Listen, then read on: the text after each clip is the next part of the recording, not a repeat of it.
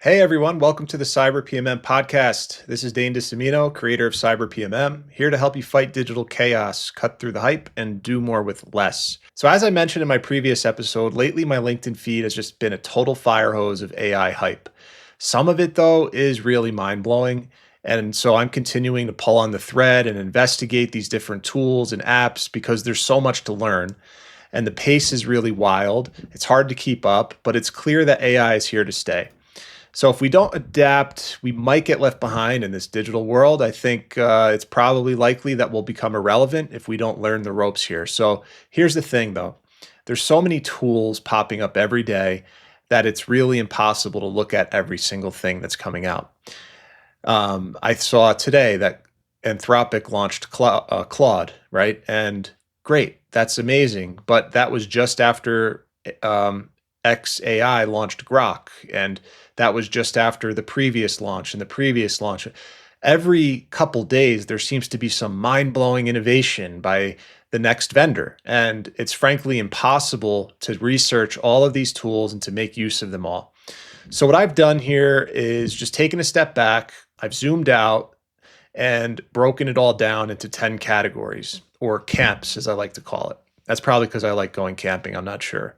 But it's time to make sense of this chaos, in my opinion. We have to get a handle on this. We have to cut through the hype, and I'm here to help you do that. So, full disclaimer, I'm not an AI expert. If you want to follow an AI expert to learn how to build AI apps, I would follow Chip or Nathan Lambert or one of the other many AI experts that are out there. I'm just an explorer. I'm trying to figure out what is going on. And so today I'm looking at it from a beginner standpoint, and I'm trying to understand what the basic categories of AI are. And so that's what this video is all about in this podcast, is looking at the 10 camps of AI innovation. It's also important to point out, I didn't set out to create 10 camps. That's just kind of where it landed, more or less. So I hope you enjoy this episode. Let's dive in. First up, we've got the chip makers. This is the foundation, and this one's pretty obvious, but without the right hardware, AI just wouldn't exist. Companies like NVIDIA, AMD, and TSMC, they're the real heavy hitters here, building the GPUs and processors that power everything else that AI does. You can think of them as an engine room for training large language models and running complex systems. NVIDIA is really leading the charge with chips designed just for AI. And seriously, if you haven't checked out Jensen Huang's keynotes from CES or GTC, drop what you're doing, go on YouTube and just search for Jensen Huang GTC or CES keynote. You will not regret the time spent there. And there's a GTC happening in March, which I really recommend tuning into. I know I'll be there virtually. You'll see why they're at the forefront of AI innovation. And these chips are the bedrock of every AI breakthrough that we're seeing today. And it's not just the chips. As you'll see, as Jensen Huang details, he talks about robotics and agentic AI and actually looks at the applications of these chips as well. Next, we have large language models, or LLMs. This is the brains behind AI. These are the systems that understand and generate human-like text. Think chatbots, AI assistants. The big names here include OpenAI's ChatGPT, Google's Gemini, Anthropic's Claude. I keep saying Cloud, I don't know why. Meta's Llama. They're dropping updates like crazy. GPT-5 is coming out soon from OpenAI. You just saw Claude Sonnet. Oh, I also left out XAI with their Grok assistant, which is now the most powerful. And then Gemini 2.0 is coming out soon as well. So these models are everywhere because they're easy to use and they keep getting smarter. So if you want to learn more, I definitely recommend Andre Karpathy's videos on YouTube. He breaks it down so simply that even I can get it. I really recommend checking those out. And if you haven't tested out using one of these LLMs yet, you really need to just go create a free account. I can't express how important it is for you to go start using and prompting immediately. So that's camp number 2. Third, let's talk about AI native startups, the application layer. These are really the new kids on the block. They're building cool apps using those LLMs we just talked about. Tools that come to mind are Cursor, Replit, Bubble.io, Bolt.new, and there's many others that are getting substantial investments from venture capital firms, and they're making a lot of splash in the industry and causing a lot of noise as well. But Anybody can go use these tools now. For example, you can open a bolt.new account and create an app within minutes, which I did. And that's one of the reasons I went down this rabbit hole is because of how powerful I found that experience to be. Now, you have this app interface coded in minutes. You don't need any coding skills. It's awesome. But of course, they're all going to try to upsell you after a little bit of use. Bubble.io, for example, was just as easy. Now, these startups are flooding the market with fresh ideas, and they're proving that you don't need a huge budget or a team of developers or engineers anymore. That's camp number 3. Number 4 is existing SaaS providers adding AI assistants. Big SaaS companies like HubSpot now offer HubSpot AI, and Salesforce now has Salesforce Einstein. This is true now for virtually every SaaS player who are adding AI helpers or assistants into their platforms for their customers. And so it's a survival move. And new AI startups like Copy.ai or simplified.com are really shaking things up around these SaaS players. So the old guard has to keep up. It's very similar to how Google's dominance in search is being threatened by ChatGPT, as many savvy users simply go to ChatGPT instead of Google right now. And it's like a game of Pac-Man when you look at this landscape. Startups are chomping at market share, but the big players, they might just buy them out instead in the end. Plus, if large language models are releasing agents and agentic AI capabilities, just look at ChatGPT's operator, for example, they might start replacing whole software categories overnight. These companies really need to adapt to stay relevant, and they're doing that through adding AI assistants into their current platforms. And fifth, we've got advanced AI agent development frameworks. These are frameworks for building AI agents that can do real work, like LangChain, Llama Index, Rasa, or Microsoft's AutoGen. They're perfect for companies wanting to connect AI to their massive private data sets. So you can imagine a business with millions of documents that they've collected over the decades of doing business. These frameworks are allowing their internal dev teams to create secure agents to dig through all that data and find useful ways to use it to improve customer experience, to build new products, etc. So they're a bit tricky for beginners like me, but for enterprise teams, they're a goldmine for automating complex tasks. Sixth is user-friendly AI agent development platforms. So unlike the last camp, these are really built for regular folks to build agents, but just don't have the bandwidth or expertise in coding or engineering software to really dive into the likes of LangChain. But tools that are in this camp are Relevance AI, Defy, Swarm, and they let you whip up an AI agent super fast. I tried Relevance AI and I had an agent running in no time.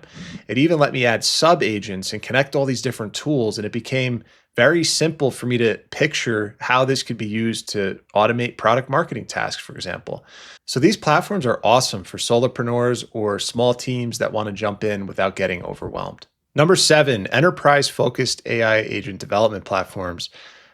Tech giants like Google, Microsoft, IBM, and Amazon, they're rolling out agentic AI tools for huge enterprises to build their own AI agents. So if you think about Google Vertex AI, Microsoft Azure's OpenAI partnership, IBM's Watson X.AI, and Amazon Bedrock, they're all about helping enterprise customers that work with them already build AI agents that fit within their existing systems.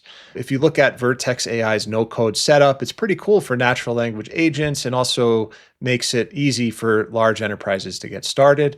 And these platforms are a big deal for enterprises looking to go all in on AI without starting from scratch and by working with their existing partners or tech providers so they have a natural starting point to take their AI journey.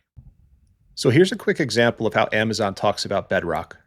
The game of golf has changed drastically over the last 20 years. We are now collecting data on and off the course, and that has changed the level of the game and competition. Eventually, what we're going to be able to do with Bedrock is have our players interact with a generative AI platform that asks them, how did I perform today? Bedrock will enable us to customize that response for those players. Bedrock is unique because you can look at their libraries of models and see which one has the best performance without knowing much about data science, and it's easy to deploy these models into production.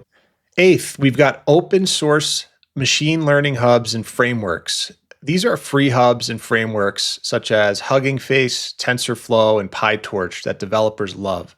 Hugging Face blew my mind with over 1.4 million models in development and growing fast. It's a community hub where people share and build together. And if you look at Hugging Face within a span of like a week or 2 weeks, you'll see it increase by like 100,000 models. It's really remarkable. And this is important for development teams or coders that have specific needs. These open source options are a great playground for creativity. Ninth is AI automation platforms. These tools like Zapier, Make, and HeyBoss.xyz, they tie everything together. They connect apps and automate tasks so that you don't have to. I've seen people link Google Sheets to LinkedIn post drafts, for example. They just enter a new row in Google Sheets and suddenly they have a post draft, and it just streamlines their social media process. They have a whole social media strategy on autopilot. It's pretty remarkable. And that's basically why LinkedIn's buzzing with all these perfect posts lately, but I digress. So outside of content production, there's a million other use cases that are happening with AI automation because these tools like Zapier, they have libraries of apps that you can plug and play with. And there's an untold number of use cases right now that are being automated. And these platforms make AI automation practical for everyday use, saving time and effort for anyone willing to try them out. So I recommend creating an account with Zapier or Make and giving it a shot. Finally, number 10, AI simulation and autonomous agents. So this is where AI is getting really wild. It's not just talking, it's doing. Think decision-making AI like RoboCop, or what was that robot from Interstellar called? I forget, but you get the idea. Maybe C3PO, there's another example, R2D2. At the forefront of this area are simulation tools like NVIDIA's Omniverse. Then there's projects like AutoGPT and Baby AGI that show how AI can handle tasks on its own without any handholding. So this is really the future. It's about creating agents that actually think, plan, and act in digital or even real world settings. So that's where the future is headed. And if you really want to tune into this future, I would follow Figure AI, which is a company you can just follow on LinkedIn or research them on YouTube and check out what they're up to with their robots. Obviously, Tesla is making a huge play in this space with Optimus Prime. And so I think this is the future, and you'll hear more about this most likely at NVIDIA's GTC conference in March. But yes, the age of robotic AI is upon us, and it's exciting to imagine where this could take us next. And there you have it, the 10 camps of AI innovation. So I'm still exploring all this stuff myself. I'm testing tools, figuring out what works. Next time, I hope to show you how AI agents can shake up product marketing. You want to stay tuned for that. I'd love to hear from you. What tools are you using? What's got you excited or overwhelmed at anything I say here? Are you also testing some similar tools? Let me know. Drop in a comment below. Let's figure this out together. If you listen to this via the podcast, then you can check us out on YouTube or LinkedIn and engage that way, or even on Substack chat. If you like this breakdown, please hit the like button and subscribe for more content in the future. Thanks for tuning in. I'll see you in the next episode.